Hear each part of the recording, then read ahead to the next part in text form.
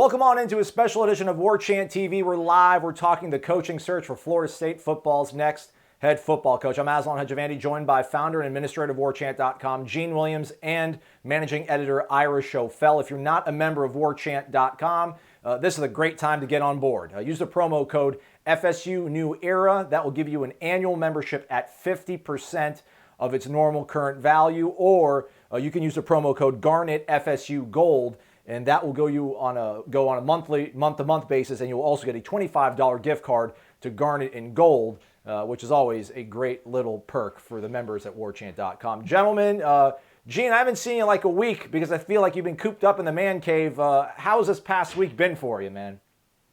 Oh, it's been great. Take a lot of naps, sucking down beers when I get up. It's been fantastic. Yeah, my phone is permanently on the charger because it won't stop. What about you, Ira? How are you holding up, man? Yeah, about the same. I mean, the fascinating thing about these situations when you have a coaching search is you get so many phone calls, people asking for information, people giving information. Then you have to try to figure out if the information is accurate or just something they heard from somebody else and it may not be accurate. Corey and I went to lunch today, and as soon as we got into the line for our meal to order, it was a place where you order at the counter.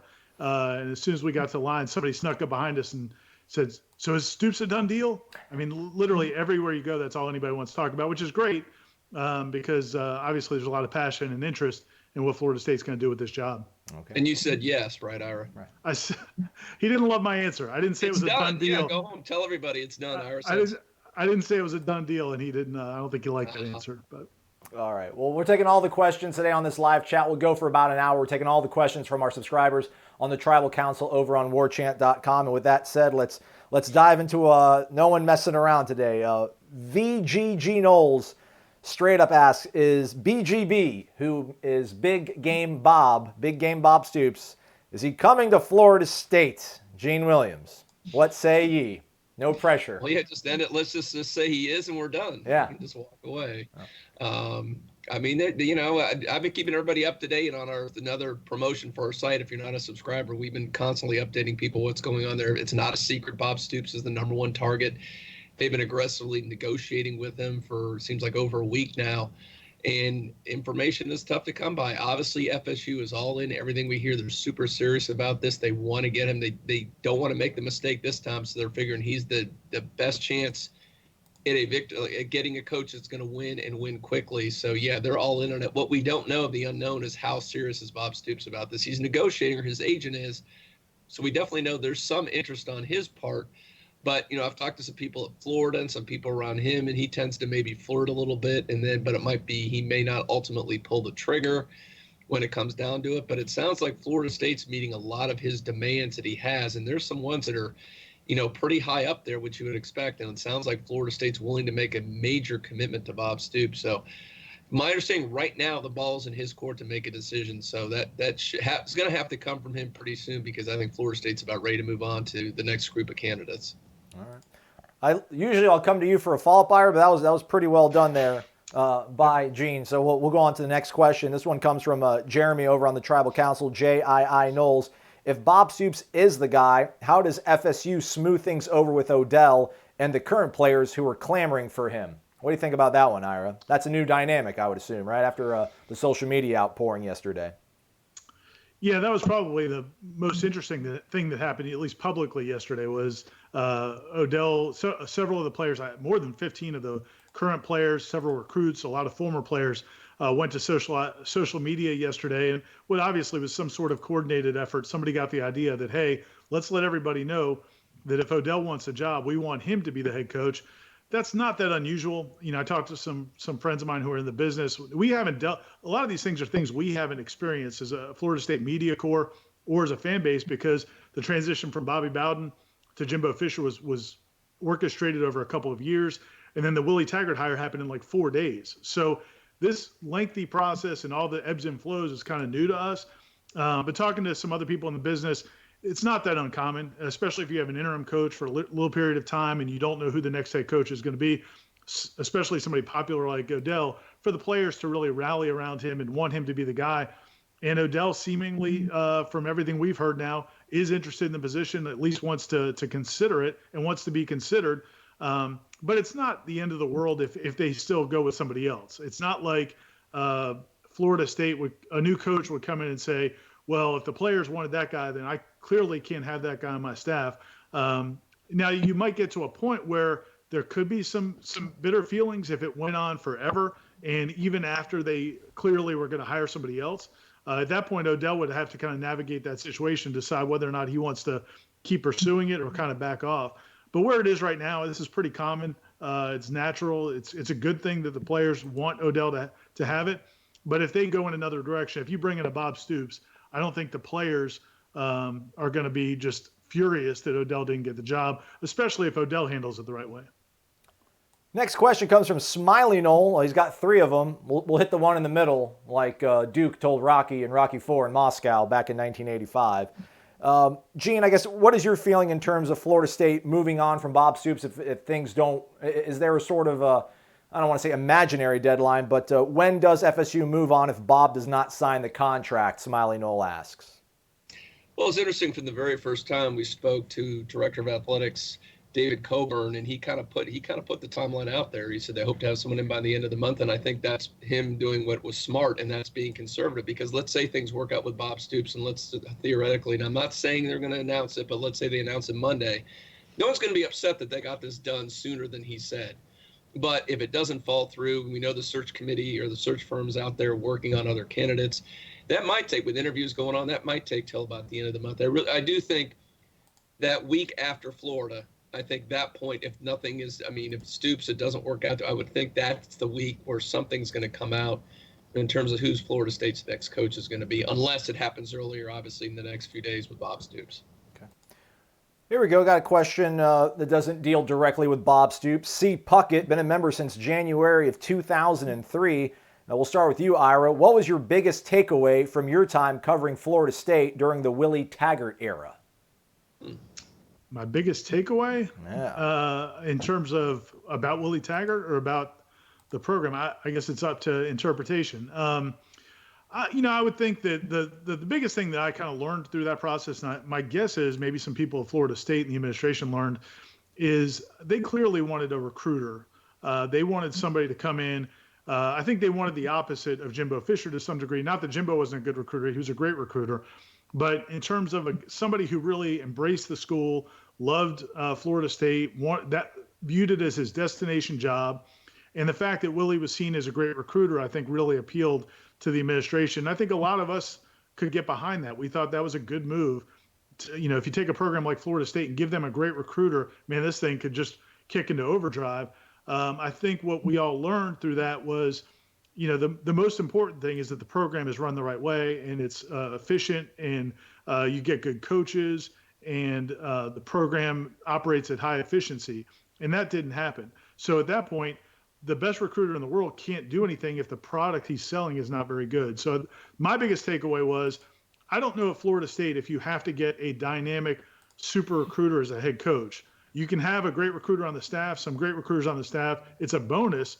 But the most important thing, being in the state of Florida, you just have to have a great program operating at high efficiency with this kind of talent. Then you go out and I think you have something to really sell, and you can do a lot of good. I think that's the biggest thing. My biggest takeaway was Florida State doesn't have to have a great recruiter as a head coach. If the program's run well, I think it'll recruit itself.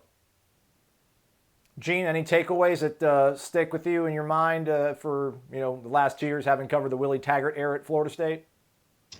Yeah, I think Ira hit on a lot of it. Just to go a little bit further into that, I just think how, look, it's easy to look back in hindsight at how the whole thing happened in that short window to hire Willie Taggart. And at the time, we all thought it was going to be a good hire at the time. But I think not having that time to maybe vet the coach and find out when you talk to more people now, whether they're at Oregon or USF, you go, well, he really wasn't a detail guy. He wasn't an organizational guy.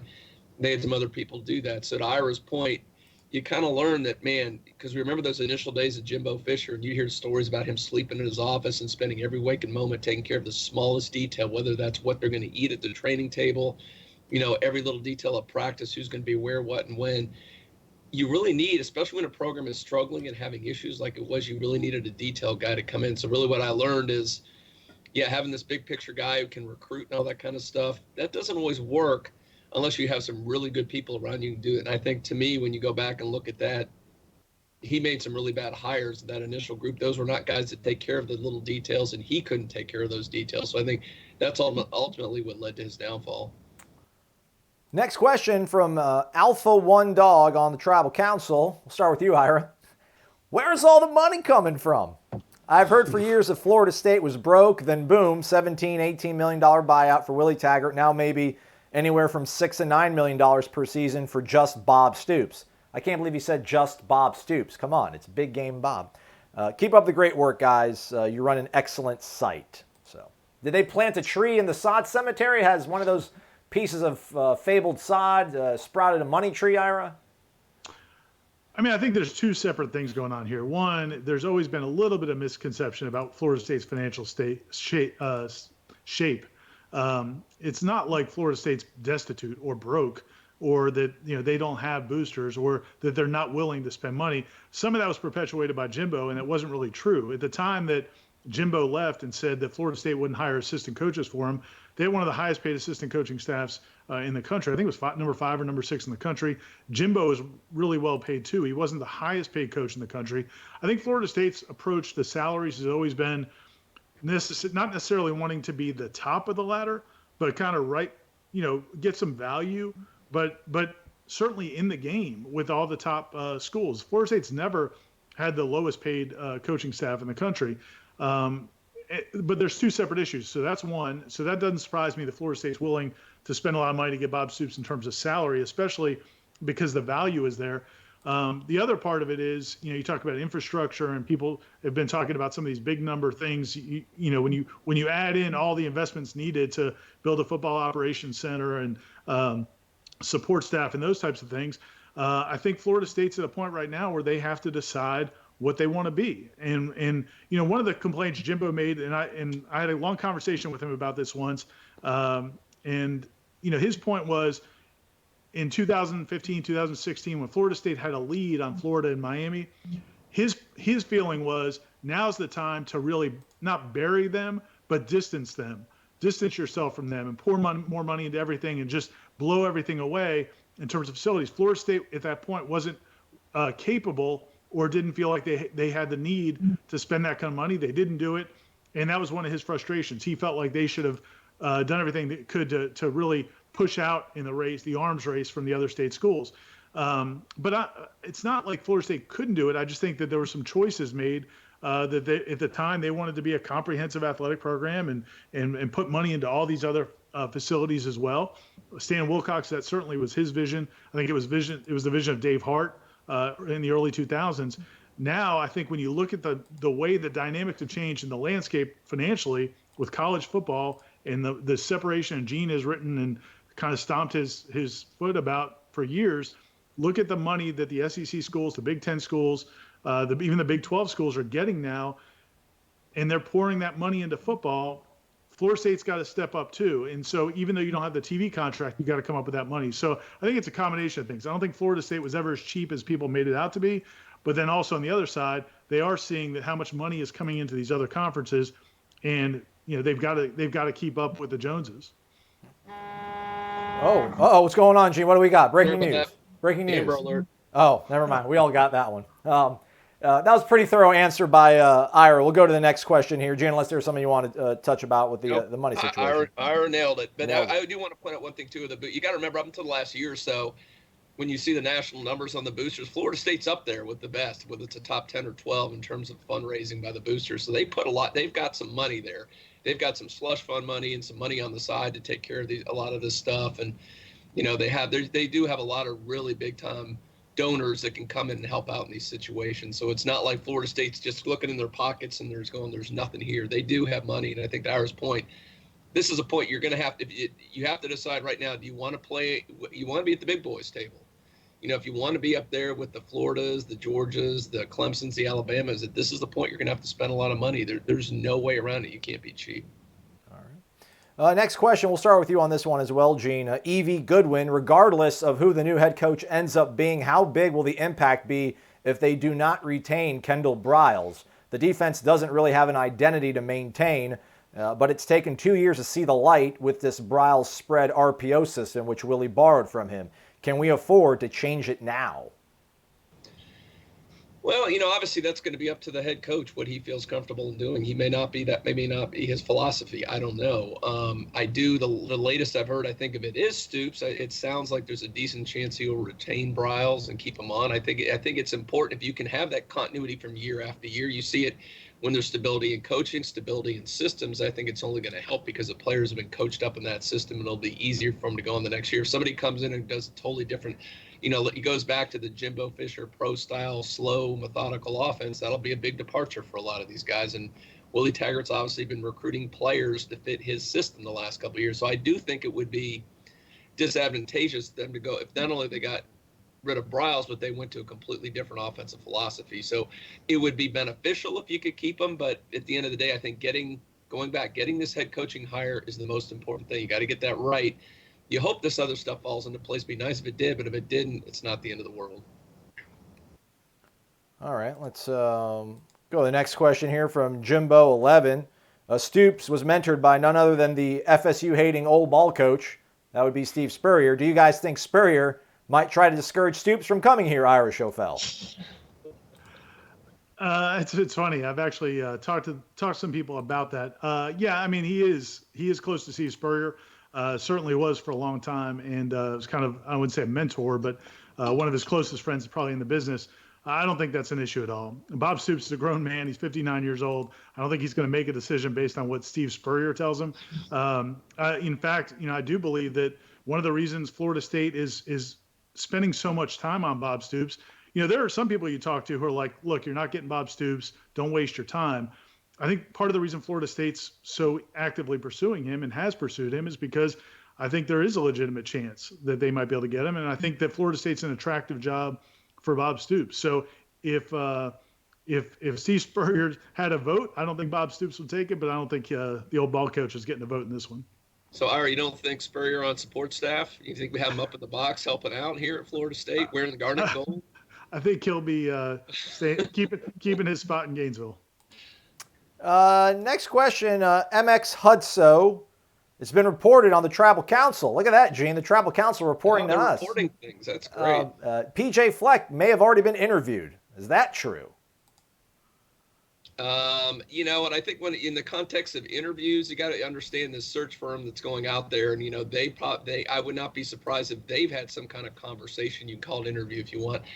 As far as I don't think FSU's had a formal interview with PJ Fleck yet. I'm not saying it's impossible because they obviously try to hide this thing. If they did even go that far, I almost guarantee it wasn't on campus. I know people all the time are checking all these flights into Tallahassee. PJ Fleck's not flying into Tallahassee in the middle of a game week to do an interview. That's not happening. More likely, if it happens, it's the search firm that's going out, having conversations with guys, finding out, getting past that first level. What are your salary requirements? What do you need in support staff? What kind of system you're looking to run, just making sure they check all the boxes. So let's say Bob Stoops falls through in the next couple of days. At that point, PJ Fleck, they could take that to the next level and then have a more formal interview. But again, I doubt that would be on campus.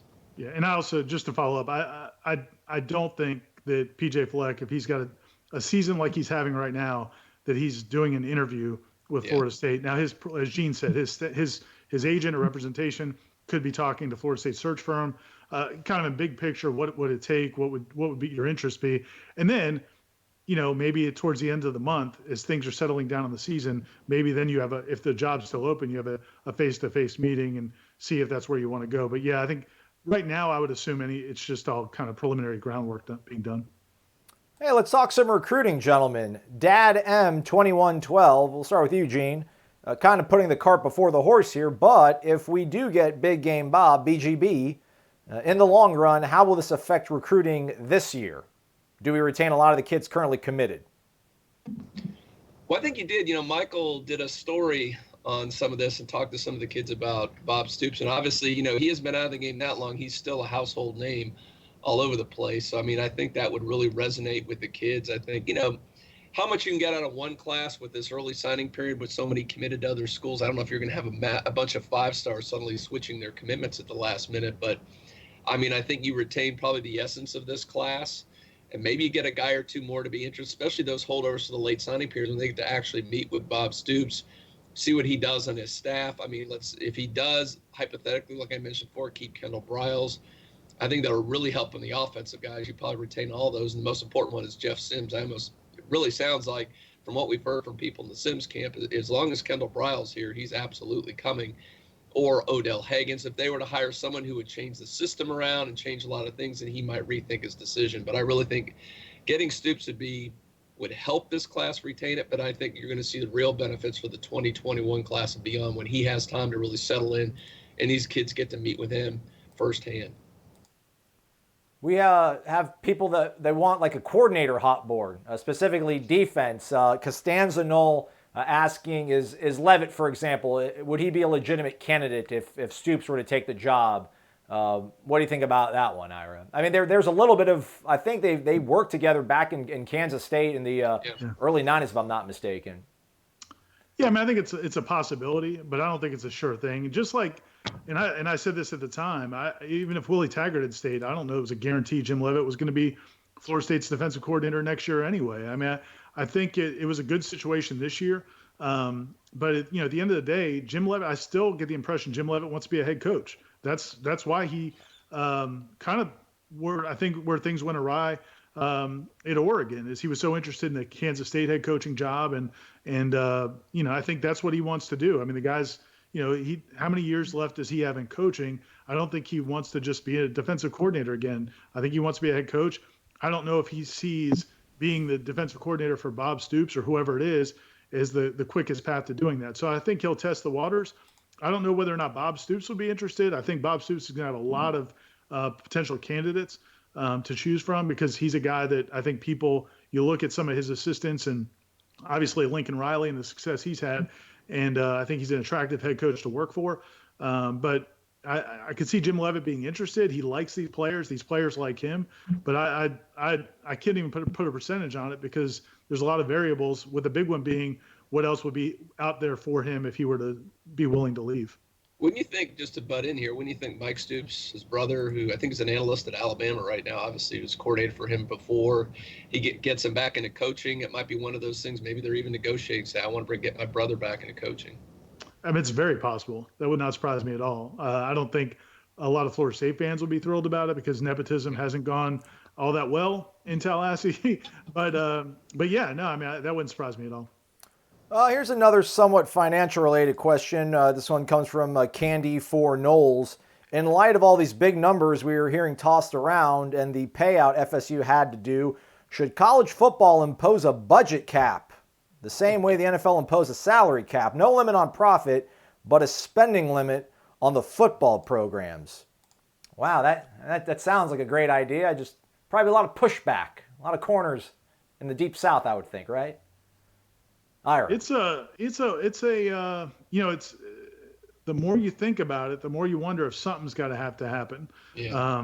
Because, especially when you have the disparity in TV contracts between the different conferences. I mean, I think when you talk to, people in the business, I think there's a feeling that maybe at some point you would go to a separate league for these, powerful schools. Maybe I don't know if it's the whole Power Five, it's 65 schools, or if it's the top 40 or if whatever it is, but maybe schools that were willing to invest a certain minimum into football, and the schools that are, and then maybe you have a cap at that point. I don't know how it would work, but I also feel like what's going on right now doesn't seem real sustainable. I think there's a lot of concern in the college athletics community about how sustainable college football is for schools that don't have the just hundreds of years of 100 plus years of graduates with a lot of money and donations. You have some of these schools where all their scholarships are endowed. So all of their money that comes in from donors goes to operating expenses and capital expenses. Then you have schools like Florida State where they're still having to use that money to pay for scholarships. It's an unlevel playing field. And I think as the costs continue to go up for coaches and facilities, there are questions about how sustainable it is. So I think at some point it might be worth discussing. I just don't know how it would play out. Well, this gets me a chance to go a little bit on my soapbox. This is something I'm pretty passionate about with the future of college football. And I got to give initial credit. I think you and I are having a talk with Gary Stoken with the Peach Bowl a few years ago about this, about, eventually a scenario where you mentioned the Power Five kind of breaking away and basically going to an NFL model. And what that is, can you imagine the NFC North making twice as much money in TV as the NFC South? I mean, it's so ridiculous to even think about that. If the Power Five together had one giant TV contract, you spread it out equally, because you're getting to the point now where you're seeing conferences like the Pac-12 just can't compete on a national level. You're losing the whole West Coast. I mean, Clemson's kind of the anomaly in the ACC. They've been able to do it despite the financial shortcomings. But I think you're putting so many teams at a disadvantage. You're getting the same teams in the playoff every year. You need to find a way to get a little parity. I think that's one way to do it. That helps with scheduling. So instead of paying these FCS schools, you just rotate back and forth. You'd have some teams, the SEC, West plays the ACC Coastal one time. You rotate that each year. You have one pool of officials. I know that'll make a lot of FSU fans happy. Instead of having ACC officials, that there's a built-in bias to respect for the conference. Just have one group of officials that cover all the games. So I think for the long-term health of college football, something like that has to happen. You can't limit how much booster contributions and how much they pay, but at least in terms of that TV revenue, there has to be something done to level the playing field a little bit for everybody. Next question from the Tribal Council of WarChant.com. Use the promo code FSU New Era for 50% off an annual membership, or the promo code Garnet FSU Gold. That'll go month to month, and you get a $25 gift card, e-card, to Garnet and Gold. So even if you don't live in Tallahassee, you can use it right from home. Trevor with a P asks kind of a long-form question, but I'll distill it down. Basically, if we do end up getting Bob Stoops, are there any quick fixes he can use to get this team competitive next year? I kind of spin that to you, Ira. I mean, wouldn't it be more kind of his presence, his organizational sort of philosophy, just his gravitas that would do more of a quick fix than him trying to get JUCO offensive linemen onto campus, or not? I think it would be both. I think that one of the areas clearly one of the areas where Willie Taggart and his staff were lacking was in terms of just operations, from an operations standpoint, and getting the most out of the time they have, getting the most out of practices, attention to detail. So you bring in a coach like Bob Stoops, who I think is going to be an A+ in those categories. You're going to see some improvement. The other thing is, I think when you enter the transfer market, I think Bob Stoops is a more attractive, wherever he is, especially if he's at a Florida State, I think would be a more attractive destination than maybe a Willie Taggart team coming off of last season. I think really if you look back to last January, Florida State tried to get in the transfer market for offensive linemen, from graduate transfers. They didn't have a lot of luck. I mean, Ryan Roberts came from Northern Illinois, but if you remember, there were some guys from bigger schools, the Georgia Techs and other schools, that went to other schools that not named Florida State. And I think part of the reason was Florida State had such a bad season in 2018.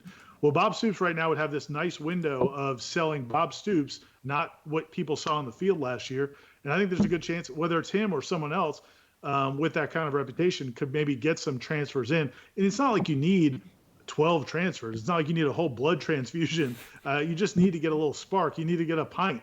You need to get a little bit of juice to fill some key positions. So I think both sides. I think you're right in terms of the operation standpoint. But then also, I do think Bob Stoops will be able to get some transfers in that maybe Willie couldn't have.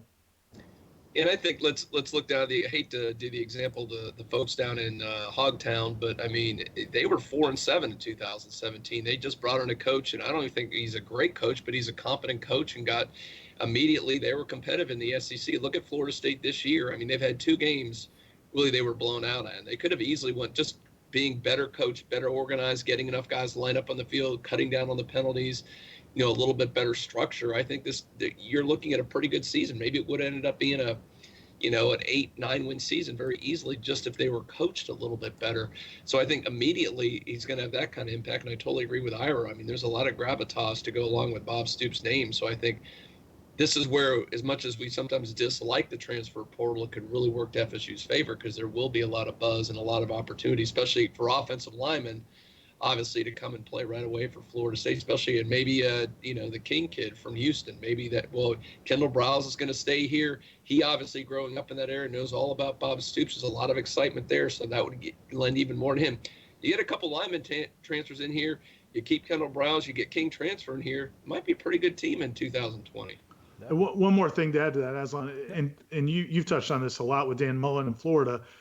The other thing, it's not all Dan Mullen. He put together a really good staff and a staff he was comfortable with, and it was a staff of guys that have coached in the SEC. And clearly, that was a big difference from what the staff that Willie Taggart put together. Yeah, they always talked about coaching chemistry kind of being off, and trying to get it better this season didn't quite work out as intended. Seminole 72, we'll start with you, Gene, on this one. What's your best guess for a bowl destination?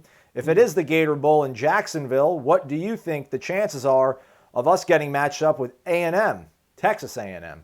But I did have a conversation with that. I mean, I would absolutely love us to be in the Gator Bowl for Florida State. I mean, that's easy for us.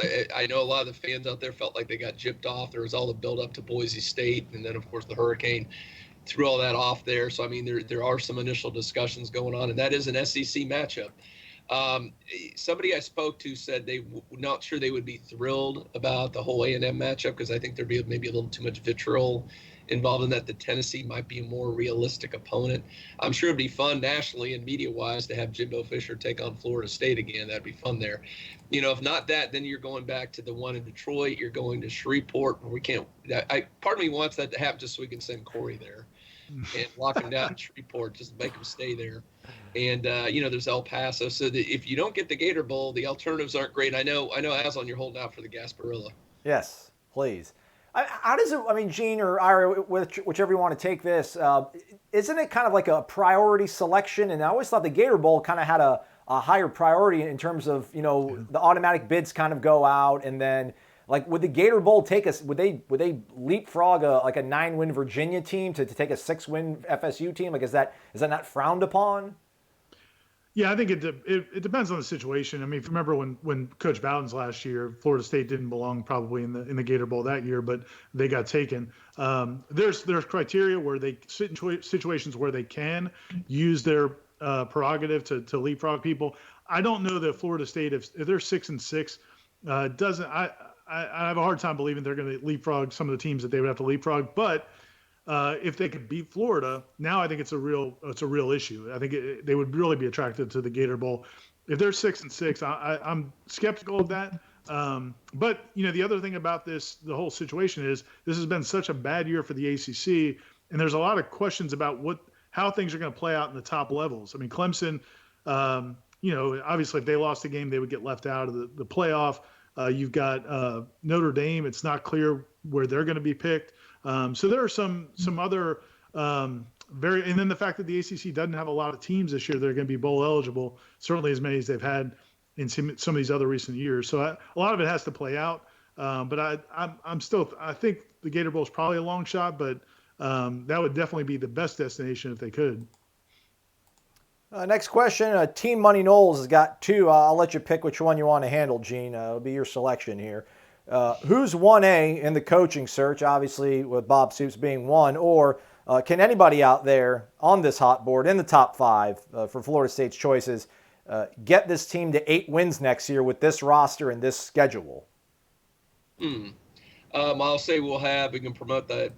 Either will be up right after the chat or shortly thereafter. We'll have a hot board 3.0 up so that we've got there's probably about another 7 guys after Bob Stoops that I think are very highly in the mix for Florida State. So kind of take your pick. I mean, At this point, like I said, the search firm's just getting all the names together. So it's kind of hard to pick one who's going to be that very next priority at this stage for Florida State. I will say there's a couple guys on there that I think would have a real good chance of being successful pretty quickly. Those are the more established guys. I think a guy like James Franklin, I'll throw out, he's on the hot board. He's had so much success, whether that's at Vanderbilt, whether that's at Penn State.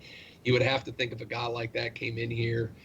Again, Florida State's not that far away. Again, I keep pointing it out. I mean, they could have easily, obviously Boise State, Virginia, some of these games, they could have very easily won that were losses. And suddenly we're not looking at this season the same way it is. I don't think they're that. Are they a long ways away from taking on Clemson head-to-head? Yeah, they are. Are they that far away from being a 9-win season? No, they're just a few improvements here and there, and this is probably a 9-win team. So I think a coach, if they can come in and do that organization, take care of, kind of clean up the mess that's been left behind going back to Jimbo Fisher's last year or two, I think this can be a competent, pretty good ball club.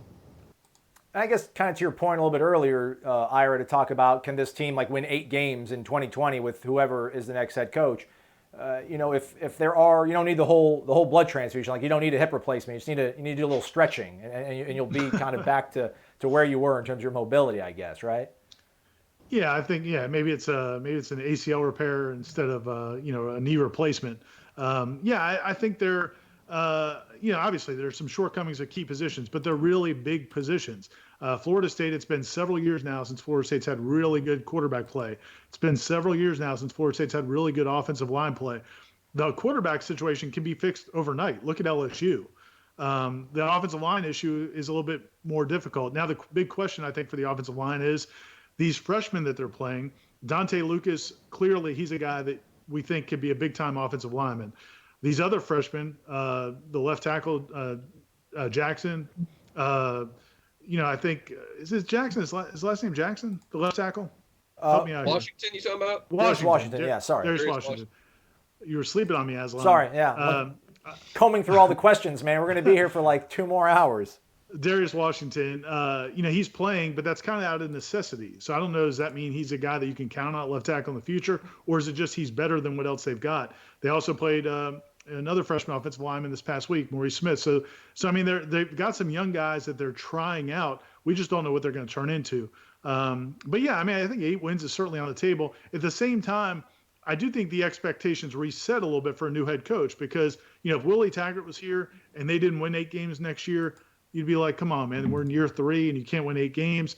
But I do think if there's a new head coach and if he has to install new systems, maybe you have some players leave, some players come and go, then you kind of reset things a little bit. But I think 8 wins is certainly possible. Next question here, and there's a lot of questions that are of this vein, so I guess we can kind of riff for a little bit. This one from Lake Jackson Birdman. Now that you have confirmed, gentlemen, that Odell's interest is legitimate in the head coaching job, is there any indication that the administration is looking at Ed Orgeron's success at LSU as a legitimate model for hiring Odell? Do you believe the administration is surprised by Odell's interest? And I'll kind of tack it on top of that too, Gene and Ira, because there's a lot of questions and that follow up with this, and you can start with it first too, Ira, is just like how maybe the concerns that Florida State had in 2017 with him as interim coach, like him being a recruiter, him being a manager and administrator over a program, like is he answering maybe some more of those questions this time around? I think everybody's perceptions have changed this time around, and I think a lot of it starts with Odell. So this is all new to Florida State. I think if I'm David Coburn or John Thrasher, I don't think they thought 72 hours ago or 4 or 5 days ago that Odell would want to be the head coach here. I think this is all kind of a new development, so they have to kind of reassess. But I thought when we all walked out of that interview room Monday, his press conference, it was clear that this was a different Odell Haggins. He wasn't talking like the interim guy who's just trying to kind of keep everybody calm. He talked like a head coach. He talked about his vision. He talked about some philosophies. Corey wrote a story about, you could kind of get a sense of what Odell's philosophies as a coach were from that press conference. So I think that was probably one of the first signs that, hey, man, this guy's taking this a little bit more seriously than we thought. And I think that was new to Odell. I don't think he thought about this 2 years ago. But now it's something certainly they all have to think about. And if a coach isn't hired by the Florida game, if a coach isn't hired by the Florida game, if Florida State plays really well in that game or wins that game, I think they're going to have a hard time not hiring Odell Haggins, because not just the players, but I think a lot of the fans at that point would feel like, okay, this guy can do it. Why are you going to go spend a lot of money? Now, Bob Stoops is one situation, but pretty much most of these other coaches, James Franklin, I think I agree with Gene. James Franklin to me is pretty much right up there with Bob Stoops, close to Bob Stoops in terms of what I think he brings to your program. But a lot of these other guys, there's some risk involved. And I think there'll be a lot of pressure to maybe look at Odell. I think they're going to have to seriously look at him. I think they'll talk to him, kind of get an idea of what his vision is for a program beyond just these 2 or 3 game windows that he's kind of done so far. But yeah, I mean, but I think it's new to them. I don't think that they expected this to happen when they asked him to be the interim again. I don't think they thought it would be something he wanted to do. How's on we getting an impression here? We brought up the Ed Orgeron the question. You gotta do us right here. All I'll tell you, Odell, bring a Bonda to your interview. They like Bondas. Bondas are really good. Yeah, man, Orgeron had a binder. We all made fun of him. He Look at did. him now. He's got the #1 team in the nation and looks unstoppable. But yeah, on that, I do think because he is, he's proved it's possible. It's possible to bring a position coach who's an interim and promote him, and it's worked there. Now, is that the exception to the rule? Maybe. But I mean, it's funny that I ever brought that up because I was leaving that press conference on Monday going, what Odell was that? We always get the kind of the happy-go-lucky, I'm a Seminole, I'm not looking ahead, I'm not going to really talk about this stuff. We're going to be Seminoles and we love Florida State. And that's great. But it was just like, wow, he really answered questions and was explaining, how he had the coaches interact, how he prepared for a game. I'm like, wow, this is really interesting. And how he was able to take some of the stuff he learned from Mickey Andrews and some of the stuff from Bobby Bowden. I'm going, okay. And I thought about that walking out of that thing. Is he wanting to be the head coach? Because he sounded a lot more like a head coach in that press conference, as Ira pointed out.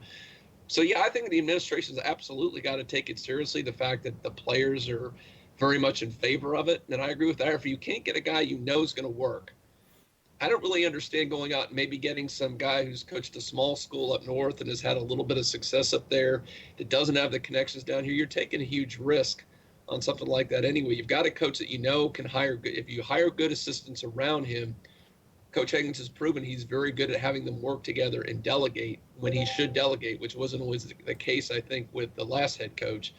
So I think it's a serious consideration if Bob Stoops, if the Franklins, those kind of guys fall through, then I think you better start considering him. Yeah, and to just emphasize the point Gene just made, I think the key, though, and what would really kind of make fans feel good about it, and I think the key to success would be you're going to save some money if you hire Odell Haggins. You don't need to pay Odell Haggins $5 or $6 million a year. That money has to go to coordinators, and you have to knock it out of the park with an offensive and defensive coordinators. And I think Odell is proving he's an attractive head coach to work for because I think he's giving them the freedom to do what they want to do. But you've got to surround him with just a tremendous staff, I think, for that to maybe work. I mean, you look at Orgeron. I mean, he's got this kind of wonder kid offensive coordinator that everybody's all excited about. Joe Brady. He's got two offensive coordinators pretty much, Ensinger and then the Joe Brady guy. And then Dave Aranda is worth, more than Jeff Bezos. Yeah. So to me, that's the recipe as much as it is, the head coach that everybody loves. And I would say support staff too. You're going to have a lot of guys in that support staff to take care of those. A lot of little details that have not been honestly taken care of for about 3-4 years from now. That those kind of guys can take care of all the little things. Baminol457 asks, it's a Willie Taggart related question. Maybe Ira, this might be your account. If Taggart does get another coaching position, will his salary help offset part of his huge buyout, or is Florida State on the hook no matter what? Yeah, 100% it would. And just like Jim Leavitt, every dollar that Florida State pays Jim Leavitt right now as an assistant coach comes off of the top of what Oregon had to pay when they fired him. Just like Ron Dugans, the Florida State's only paying him a couple $100,000. That's coming off of what Miami is paying him. It's pretty much boilerplate written to all these contracts. So, yeah, if Willie Taggart gets a head coaching job a year from now or 2 years from now and gets a $3 million a year or something like that, that would come off of what Florida State has to pay him, unless they negotiate a different arrangement. And I think David Coburn, the athletic director, made that comment last week that they're going to be negotiating for a while. How all the terms here, and I would guess there might be an offer from one side or the other that, hey, what if we negotiated that down some, but you got to keep whatever you get in the future. I mean, I think that could be an option. But I as far as right now, anything he makes from another school would come off of it. Another question here. Not sure if it's a sincere question or a joke, but we'll give benefit of the doubt to F4 Gary. He's been around since 2001. How is Deion Sanders academically qualified to coach at FSU? I don't know how much of that, Gene, if you want to maybe take this one. I don't know how much, or Ira, I don't know who's more comfortable with it, but I know there was, people would always dream about Deion coming back as a position coach, but apparently you need like a master's to be or at least a bachelor's degree. So I'm sure that would factor into also the prerequisite for a head coach. Ira?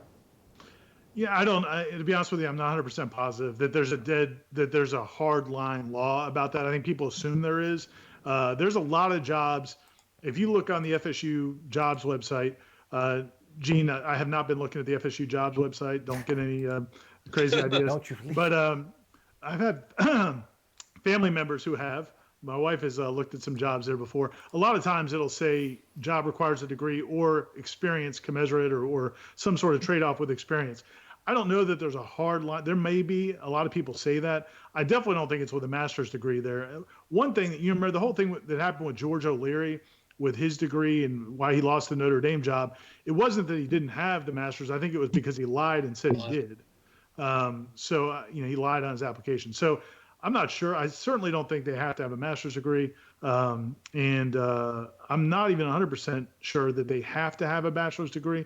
But I mean, obviously most of them do. But it wouldn't shock me if you had somebody like Deion Sanders, maybe you could hire him with the idea that he's going to have it by a certain period of time. Because that's something also that some employers will do is they'll hire somebody with the understanding they have to have their degree by this date. So don't have a 100% degree. Isn't this all moot? I mean, nobody seriously thinks Deion Sanders is going to be hired. He'll be hired when Michael Irvin becomes Miami's next head coach. I mean, it's ridiculous. It's not happening. I think the fact that he's never coached college football is a bigger issue than the degree. Yeah. Oh, well, details, gentlemen. No offense, Deion. Yeah, love you, Prime.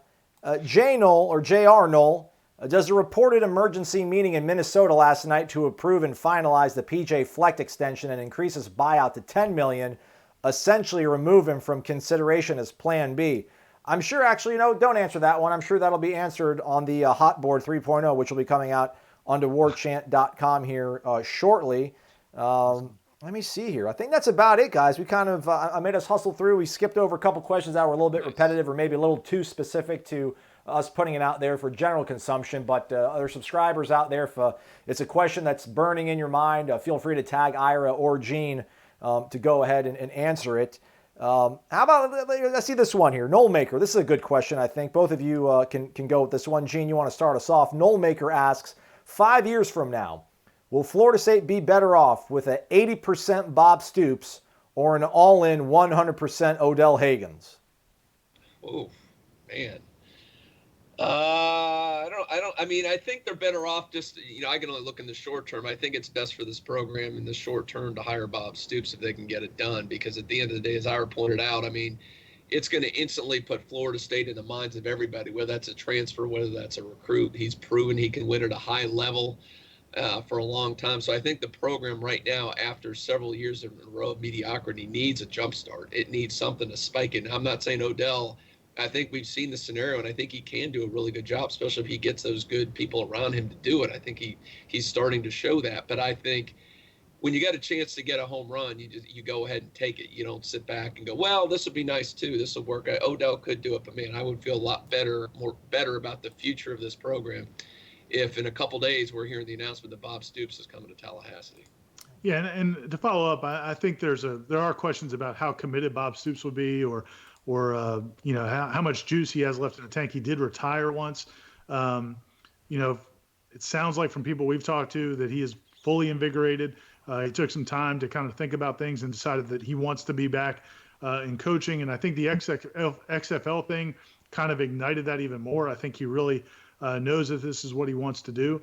So I think you would get a fully charged Bob Stoops. Now, 5 years down the road, I can't say. I think Odell would do a good job. I think the things that we've seen from Odell is he does let his coaches coach. He understands people.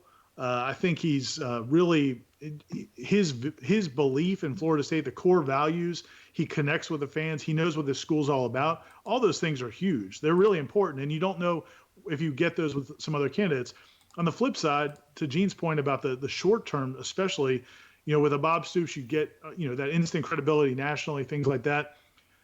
Nationally, Odell Haggins isn't a name. In terms of Florida State fans, everybody knows Odell Haggins. Everybody in the fan base loves Odell, and the former players and the current players.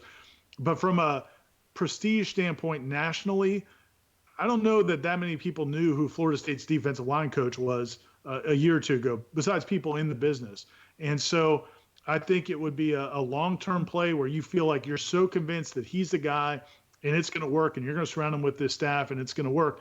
But he didn't even have Ed Orgeron's profile. I mean, it would be a big jump from a national perspective. I'm not saying it's a bad move. I'm just saying you wouldn't get any of the national bounce that you would with a lot of these other candidates. So that's, I don't know that you have to think in those terms, but it's something I don't know that has to be a major consideration, but it's something you definitely have to think about. And just to follow up with that, interesting too, I just started envisioning this. Imagine, let's go early signing period, late signing period, ESPN does all its thing. If Odell Haggins is here, is ESPN set up in Tallahassee? If Bob Stoops is sitting here, they're sending down their A team. They're running. Let's talk about spring practice. Is ESPN down here to see Bob Stoops' first spring practice at Florida? They're down here every day, probably. And again, I know fans don't like ESPN, but I mean, it's very beneficial for a program for there to be in the minds of everybody when they're on there every day and they're focusing on your school. Right now, Florida State's irrelevant. As much as, like Ira pointed out, FSU fans love Odell Haggins, ESPN's not going to bat an eyelash if he ends up being the head coach. Let's take maybe another question or two. No pressure, Ira, you're the managing editor, but your boss is right above you, quite literally on the screen. Joanne24, do you guys plan on running a thread about backstories from Willie's tenure like you did for Jimbo? For Jimbo. We did it for Jimbo? Yes. I'm sure he'd love the Jimbo Chronicles. Yeah, we've been talking about it. I think we'll do something. I don't know that it'll be I think we'll do something. Maybe during the bye week. We've been kind of kicking around some ideas. There are definitely the only issue here though is this situation's not resolved yet. When Jimbo left, the coaching staff had turned over. They had a new head coach in place. Then we kind of told the stories. And the reason I think it was so important to tell Jimbo stories the way we did with the Jimbo Chronicles, you could probably Google them and find them. If you're a subscriber, you can read them, is because that was so shocking to a lot of fans that you had a coach that had won a national title 3 or 4 years earlier. The program had won all those games, put all those kids in the NFL. You had one really bad season, and all of a sudden the guy's on a plane to College Station. John Thrasher's not even letting Jimbo coach in the regular season finale. It just was so abrupt, I think, for people outside that we wanted to kind of explain what was happening behind the scenes that led up to that. This wasn't a spat. This wasn't a 1 month thing where things deteriorated. It had been building up. So that was kind of the whole point of those. This is a little bit different because I think a lot of Florida State's been struggling really since Willie got here. And we've all talked about a lot of these issues since last season, the lack of organization. Now we can get specific, but we also have to remember that a lot of these coaches are still here. They haven't even hired a new head coach yet. So we've got to figure out, we definitely will kind of share some things behind the scenes. I do think they're important because for the people who feel like Willie didn't get a fair shake, that, a year and a half or year and 2/3 wasn't enough time. There are some things I think that we can report on that will shed some more light on that, why Florida State felt like they had to go in a new direction. But I don't think it'll be quite as comprehensive just because there's not as much mystery, I don't think, with this one. Gene, I don't know what you think. I feel like we're in an editorial meeting right here. Thumbs up, thumbs down. Gene, what do you got? We need to share some more specifics. I think we have it. Ira's right. I mean, the situation, you had the rise and fall of Jimbo Fisher was so unique. How, I mean, even from a national perspective, a program that was on top of the world just kind of seems like overnight fall off, and all that went behind that. You just had a coach come in, didn't make some great hires, was not a good fit at the time. A couple things fell through in recruiting and with players, and it's kind of it's not that unique of a story, other than just piling on, and this is why he failed. Here's some more examples of why he failed. Yeah, we'll do something along the lines. I just don't think it's going to be as comprehensive what we did with Jimbo Fisher. Maybe we'll even wait. Might even be better to wait till the offseason, get the new coach in, and then kind of look back. As Ira said, there's still a lot of people associated with Willie Taggart that are still here, and it seems a little spiteful to go ahead and kind of pile on right now. Especially because they're still being tasked with leading these players. They're still in positions where they have to do things for this team. The other, and to just kind of follow up on what Gene said, like from a national perspective, people couldn't believe Florida State let Jimbo leave. How could you let this guy leave? So that was kind of part of it too, just kind of educating some of the fans who didn't know all the details, and then also, trying to educate people on the outside. And then also, just getting in a few last shots. I think that was probably part of it too. Well, and have Jimbo in Jacksonville. I can't wait to see Ira doing the interview. It's going to be awesome. I can't wait. I can't wait. It'll be good times. All right, folks. That's a wrap. That's a wrap for us. Go ahead, Ira. One quick. I just want to promote one thing. Yeah, I've got a feature coming on the website tomorrow. Gene's Hot Board, 3.0 will be coming up soon after we get done with this up on the site. And I also have a feature that will be up on the site tomorrow on Cole Minshew, one of the seniors. It's really, I think, a touching story. Senior offensive lineman who really went through a lot this offseason between his neck surgery, where there was a point where he didn't think he was going to be able to play football again, kind of the emotions of that. He also had a personal tragedy really at the same exact time, and went through a lot and kind of went through a lot to get back on the field this season. So I'll have that feature up on the site tomorrow as well that I think will probably make it free for anybody. You don't have to be a subscriber. So if you're watching this and you're not a subscriber, you should be able to read that and get an idea if you want to subscribe for articles like that in the future. All right. Well done. All right, there's two great promos going right now. If you're committed to your Noles, and it's the best one, I think, use the promo code FSU New Era. Gets you 50% off an annual membership. That'll cover you from the head coaching search and spring football and the first year of the Mike Martin Jr. era, all the way through pretty much the Florida game next season, all for 50% off right now. Or if you want to go month to month, Garnet FSU Gold. And you get a $25 e-card to Garnet and Gold. You can use it from anywhere, even if you don't live in Tallahassee. So again, check out warchant.com. Gene Williams, our founder and administrator, about to drop the Hot Board 3.0. I don't even know what's on it, so I can't wait to log off and check it out. For Gene and Ira, I'm Aslan. Thanks so much for watching. Keep it connected to warchant.com.